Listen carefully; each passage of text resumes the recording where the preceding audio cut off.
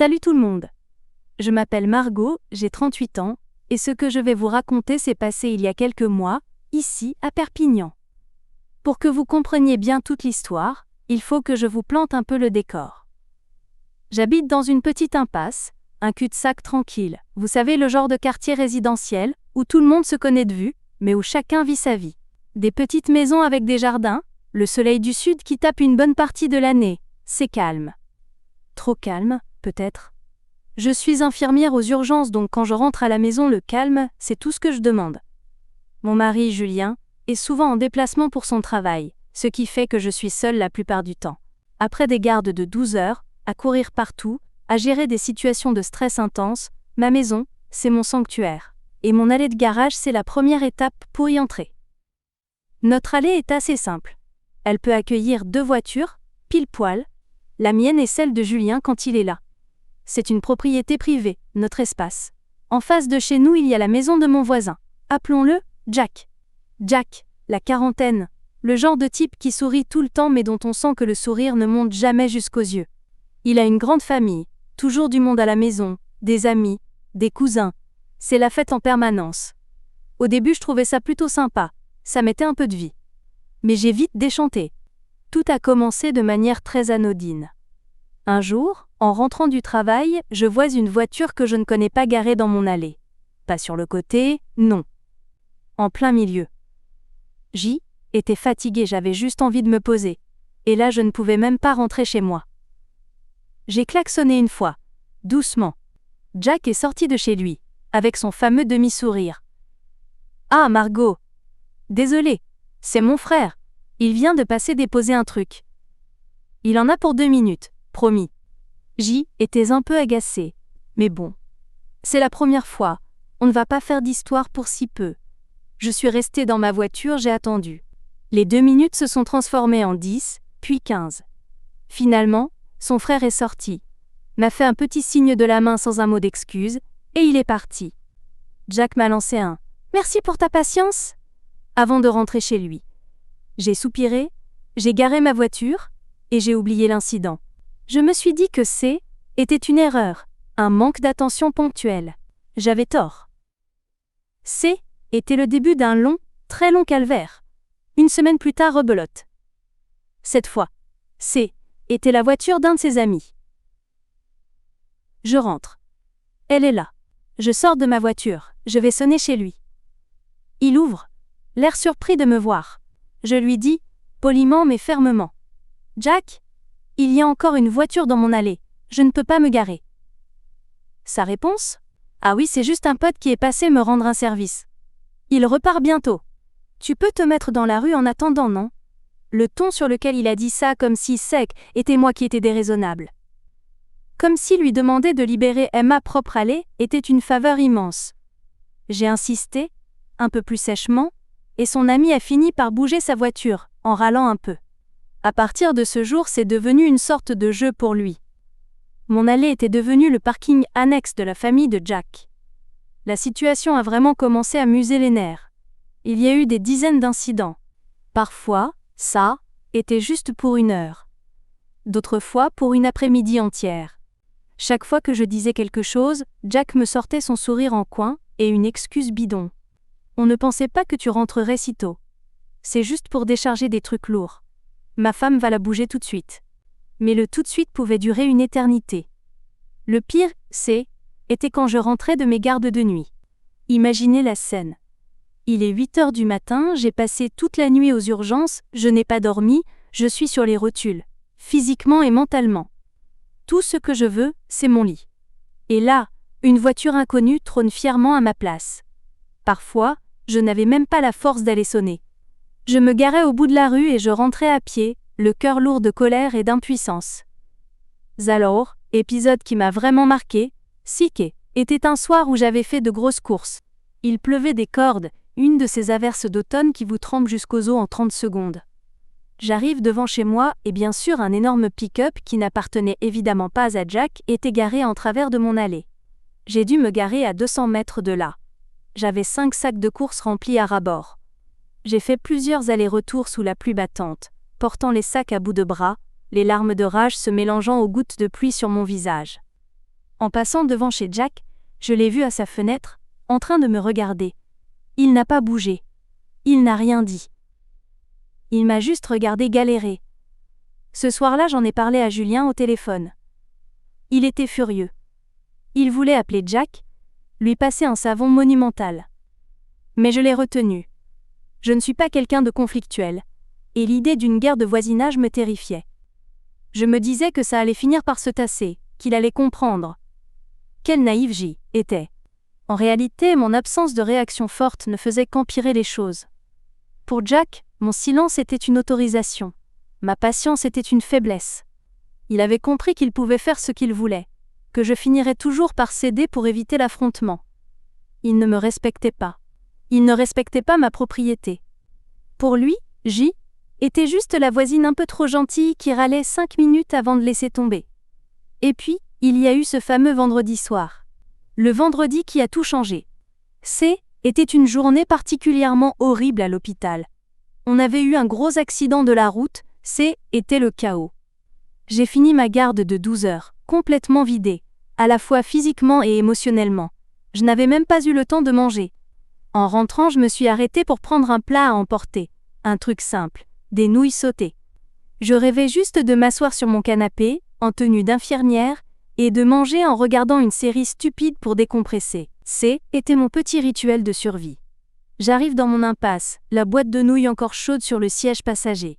Je tourne pour entrer dans mon allée, et là, mon cœur s'arrête. Un énorme SUV blanc, un de ces monstres qui prend toute la place, était garé en plein milieu. Mais vraiment, en plein milieu. Pas sur le côté, pas à moitié. Non. Il était garé de manière si arrogante, si délibérée, qu'il m'empêchait même d'avancer d'1 centimètre dans ma propre allée. C était une déclaration. Un mur blanc en travers de mon chemin vers la paix. J'ai senti une vague de chaleur monter en moi. Ce N était plus de l'agacement. Ce N était plus de la frustration. CD était une colère pure, froide et tranchante. J'ai coupé le contact. Je suis sortie de ma voiture, j'ai traversé la rue, et j'ai frappé à la porte de Jack. 1 fois. 2 fois. Pas de réponse. J'entendais de la musique et des rires à l'intérieur. Ils faisaient la fête, et ignoraient délibérément la personne qui tambourinait à leur porte. J'ai sorti mon téléphone et j'ai appelé Jack. Il a décroché à la 2e sonnerie avec un ton hyper décontracté. Allô ? Jack, c'est Margot. Il y a un SUV blanc en plein milieu de mon allée. Je ne peux pas rentrer. Il y a eu un silence, puis j'ai entendu des rires en fond. Il a répondu, et sa voix était pleine d'une nonchalance qui m'a glacé le sang. Ah ouais, ça, c'est mes beaux-parents. T'inquiète pas, il ne reste que quelques heures. Gare-toi dans la rue, c'est pas grave. C'est pas grave. Ces 3 mots. Ces 3 mots ont été comme une détonation dans ma tête. Après des mois de patience, de politesse, de sacs de course sous la pluie, de fatigue ignorée. La seule réponse que j'obtenais, était « et qu'on c'est pas grave ». Pour lui, mon confort, ma propriété, ma fatigue, ma colère, tout ça, ce N, était pas grave. C était insignifiant. À ce moment précis, quelque chose a basculé en moi. Toute ma gentillesse, ma peur du conflit, ma volonté d'être une bonne voisine. Tout s'est évaporé. Il ne restait qu'une seule pensée, claire comme de l'eau de roche. Ça suffit. C'est terminé. J'ai répondu d'une voix que je ne me connaissais pas. Une voix calme, presque joyeuse. Ah d'accord. Pas de problème alors. Bonne soirée Jack. Et j'ai raccroché avant qu'il ne puisse répondre. Je suis retournée dans ma voiture. J'ai pris ma boîte de nouilles, j'ai mangé une frite qui était déjà froide. Et avec une tranquillité d'esprit terrifiante, j'ai fait une recherche sur mon téléphone. Faire enlever voiture garée sur propriété privée Perpignan. La loi était de mon côté. Sans équivoque. Si un véhicule bloque l'accès à votre domicile ou stationne sur votre propriété privée sans votre autorisation, vous avez le droit de le faire enlever immédiatement, aux frais du propriétaire. Un petit sourire s'est dessiné sur mes lèvres. J'ai cherché le numéro d'une entreprise de dépannage et de remorquage ouverte 24 heures sur 24. J'ai appelé. La conversation a été très courte. Bonsoir, j'ai un véhicule qui bloque complètement l'entrée de mon garage, sur ma propriété privée. Pouvez-vous venir l'enlever ? Bien sûr, madame. Votre adresse ? Je lui ai donné l'adresse. Il m'a dit: on envoie une dépanneuse. Elle sera là dans 20 minutes. 20 minutes. 20 petites minutes pour mettre fin à des mois d'humiliation silencieuse. Je suis rentrée chez moi en passant par le jardin. Je me suis installée à la fenêtre du salon, dans le noir, avec ma barquette de nouilles. Et j'ai attendu. Était presque surréaliste. Le stress de l'hôpital avait disparu, remplacé par une sorte d'excitation froide, une attente presque jouissive. La dépanneuse est arrivée, exactement comme prévu. Le chauffeur, un homme costaud et efficace, n'a même pas posé de questions. Il a vu le SUV, il a vu que était une allée privée, et il s'est mis au travail. Le bruit du treuil, le grincement des pneus sur le béton était la plus douce des musiques à mes oreilles. En moins de 10 minutes, le monstre blanc était chargé sur le plateau du camion. Le chauffeur m'a fait un signe de la main, et la dépanneuse a disparu au coin de la rue, emportant avec elle le symbole de l'arrogance de mon voisin. L'allée était vide. Immaculée. Silencieuse. J'ai souri. J'ai fini mes nouilles, qui étaient délicieuses. Puis j'ai tranquillement sorti ma voiture de la rue pour la garer à sa place, dans mon allée, chez moi. J'ai pris une longue douche chaude, et je me suis mise au lit. Je n'ai jamais aussi bien dormi de ma vie. Environ 1 heure plus tard, j'ai été réveillée par des coups violents sur ma porte d'entrée. Ce n'était pas quelqu'un qui frappait. Était quelqu'un qui martelait le bois avec son poing. Bam! Bam! Bam! J'ai souri dans le noir. Le spectacle commençait.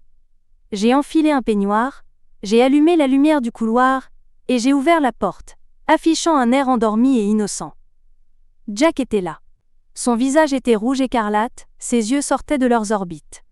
Derrière lui, je pouvais voir 2 personnes plus âgées, probablement ses fameux beaux-parents, qui gesticulaient et criaient dans sa direction. L'ambiance était électrique. « Ouais, et est-ce la voiture ?» a-t-il hurlé, de la salive volant de sa bouche. J'ai haussé un sourcil. « Quelle voiture, Jack ? Ne joue pas à ça avec moi, Margot !» Le SUV de mes beaux-parents. Il a disparu. Je l'ai regardé droit dans les yeux, et j'ai pris mon temps pour répondre. J'ai laissé le silence s'installer, savourant sa panique et sa fureur. Ah, le grand SUV blanc ? Il n'est plus là, en effet. Il devait vous gêner, j'imagine. Il m'a regardé, complètement abasourdi par mon calme. Mais où il est ? C'est toi qui as fait quelque chose ? Moi. J'ai juste suivi ton conseil, Jack. Il ne comprenait pas. Il était tellement aveuglé par sa colère qu'il ne connectait pas les points. Quoi ? De quel conseil tu parles ? Et là j'ai sorti la phrase que je préparais depuis que j'avais raccroché avec lui. La phrase parfaite, la conclusion logique de toute cette histoire. Je l'ai prononcée doucement, sans élever la voix, en le regardant droit dans les yeux. Tu m'as dit au téléphone que ce était pas grave. Alors je l'ai traité comme quelque chose qui était pas grave. J'ai appelé la fourrière pour qu'il vienne enlever ce problème pas grave qui était devant chez moi. Son visage est passé par toutes les couleurs. Le rouge de la colère, le blanc de la stupeur, et finalement, le violet de l'humiliation quand il a compris. Il a ouvert la bouche, l'a refermée. Il n'avait rien à répondre. Derrière lui, sa belle-mère a poussé un cri d'horreur en comprenant qu'ils allaient devoir payer pour récupérer leur voiture. Jack a bredouillé. Mais tu n'avais pas à aller aussi loin. J'ai eu un petit sourire. Si je pouvais. Et si je devais. Tu vois, Jack, quand on me dit que mon confort et ma propriété ne sont pas graves, je finis par le croire. Bonne chance pour récupérer la voiture. Sur ces mots, j'ai refermé doucement la porte, j'ai verrouillé, et je suis retournée me coucher, laissant le chaos exploser de l'autre côté du seuil. J'ai appris plus tard qu'ils avaient dû payer près de 300 € pour récupérer leur SUV à la fourrière, qui se trouve évidemment à l'autre bout de la ville. Ils ont dû prendre un taxi en pleine nuit pour y aller. Apparemment, la discussion a été très animée entre Jack et ses beaux-parents. Depuis ce jour, c'est magique. Mon allée est toujours, et je dis bien toujours, parfaitement dégagée. Plus jamais une roue n'a dépassé sur ma propriété. Plus de, juste pour une seconde, plus de, ne pensez pas te déranger. Jack m'aime, est vite comme la peste. Quand on se croise, il baisse les yeux et accélère le pas. Parfois je me demande si j'ai bien fait. Si j'ai été trop dur. Et puis je me souviens, des mois de frustration, du sentiment de être invisible, du mépris total pour ma tranquillité. Et je me dis que non. Je n'ai pas été trop dur. J'ai simplement posé une limite. Une limite claire, nette, et à 300 €. Était le prix de la leçon. Et visiblement, la leçon a été bien apprise. Parfois, la meilleure façon de retrouver la paix, ce n'est pas être patient. C'est de commander une dépanneuse. Si mon histoire vous a plu, likez la vidéo et abonnez-vous pour écouter d'autres histoires comme la mienne.